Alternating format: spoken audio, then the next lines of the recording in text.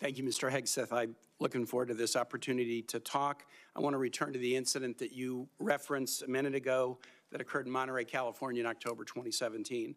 At that time, you were still married to your second wife, correct? I believe so. And you had just fathered a child by a woman who would later become your third wife, correct? Senator, I was falsely charged, fully investigated, and completely cleared. So you think you were completely cleared because you committed no crime. That's your definition of cleared? You had just fathered a child 2 months before by a woman that was not your wife. I am shocked that you would stand here and say you're completely cleared. Can you so casually cheat on a second wife and cheat on the mother of a child that had been born 2 months before, and you tell us you are completely cleared? Senator, how is that a complete clear? Senator, the child's name is Gwendolyn Hope Hegseth, and she's a child of God, and she's 7 years old. And she was, and you cheated on the mother of that child less than 2 months after that daughter was born, didn't you? Those were false charges. Well, it was fully investigated, and I was completely cleared. And I am so grateful for the marriage I have to this amazing woman behind me. You've admitted that you had sex at that hotel in October 2017. You said it was consensual, isn't that correct? Anything? You've admitted that it was consensual, and you were still married, and you just had a child by another woman. Again, how do you explain your judgment? Completely false charges against me. Fully investigated, and I was completely clear. You have admitted that you had sex while you were married to wife 2 after you just had fathered a child by wife 3. You've admitted that. Now, if it had been a sexual assault, that would be disqualifying to be Secretary of Defense, wouldn't it? It was a false claim then and a false claim now. If it had been a sexual assault, that would be disqualifying to be Secretary of Defense, wouldn't it? That was a false claim. So you're talking about a hypothetical. So you can't tell me whether someone who has committed a sexual assault is disqualified from being Secretary of Defense? Senator, I know in my instance, and I'm talking about my instance only, it was a false claim. But you acknowledge, that you cheated on your wife and that you cheated on the woman by whom you had just fathered a child. You have admitted that. I will allow your words to speak for themselves. You're not retracting that today. That's good. I assume that in each of your weddings, you've pledged to be faithful to your wife. You've taken an oath to do that, haven't you? Senator, as I've acknowledged to everyone in this committee, I'm not a perfect person, not claiming to be. But no, I just asked a simple question. You've taken an oath like you would take an oath to be Secretary of Defense in all of your weddings to be faithful to your wife. Is that correct?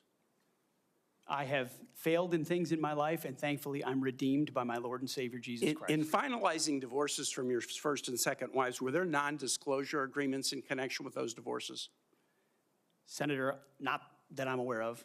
If there were, would you agree to release those first and second wives from any confidentiality agreement? Senator, it's not something I'm aware of.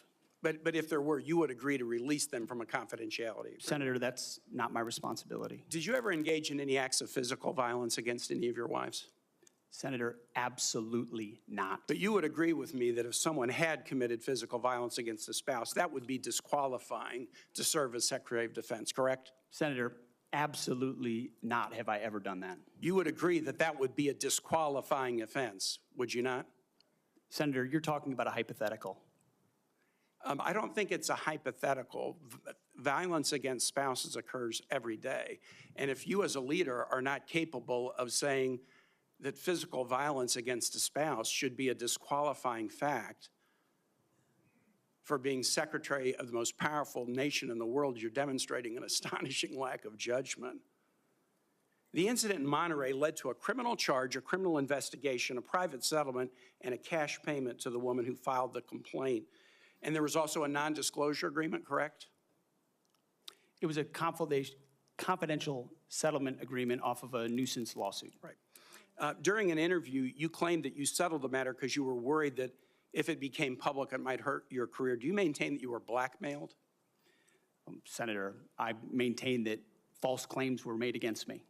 And ultimately, your attorney those used false the claims, frame. I have the opportunity to attest my innocence in those false claims. But you didn't reveal any of this to President Trump or the transition team as they were considering you to be nominated for Secretary of Defense. You didn't reveal the action. You didn't reveal the criminal complaint. You didn't reveal the criminal investigation. You didn't reveal the settlement. You didn't reveal the cash payment. Why didn't you inform the commander-in-chief and the transition team of this very relevant event?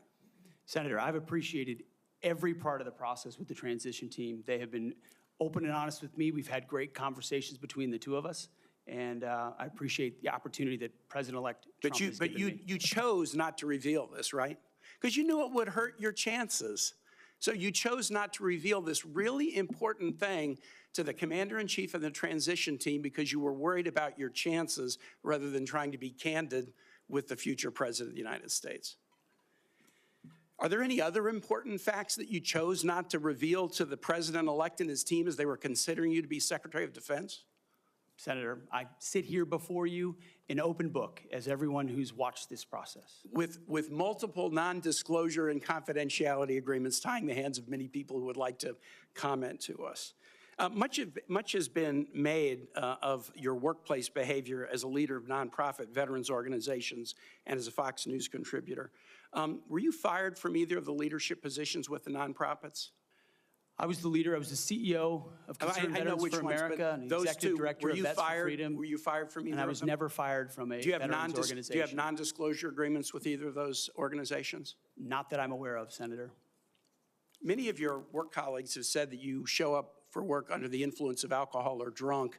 I know you've denied that, but you would agree with me, right, that if that was the case, that would be disqualifying for somebody to be Secretary of Defense. Senator, those are all anonymous false claims, and the totality they're not anonymous. The letters on the record here. They're not anonymous. On the record, people we've seen records with names attached to them. Freedom, Concerned Vets for America, and Fox News attributing to me being working hard every day on behalf of one of your mission. colleagues said that you got drunk at an event at a bar and chanted, "Kill all Muslims." Another colleague, not anonymous, we have this, said that you took co-workers to a strip club. You were drunk, you tried to dance with strippers, you had to be held off the stage, and one of your employees in that event filed a sexual harassment charge as a result of it.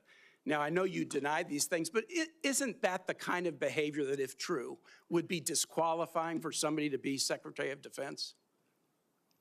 Senator, anonymous false charges. They're not anonymous. And I'll just conclude and say this to the chairman.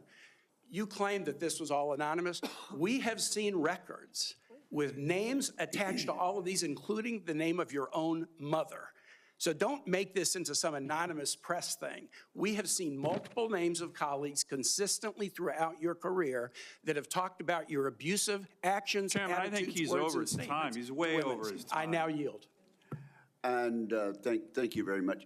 I now ask unanimous consent to enter into the record a family court order concerning the appointment of parenting time between Mr. Hegseth and Mrs. Samantha Hegseth.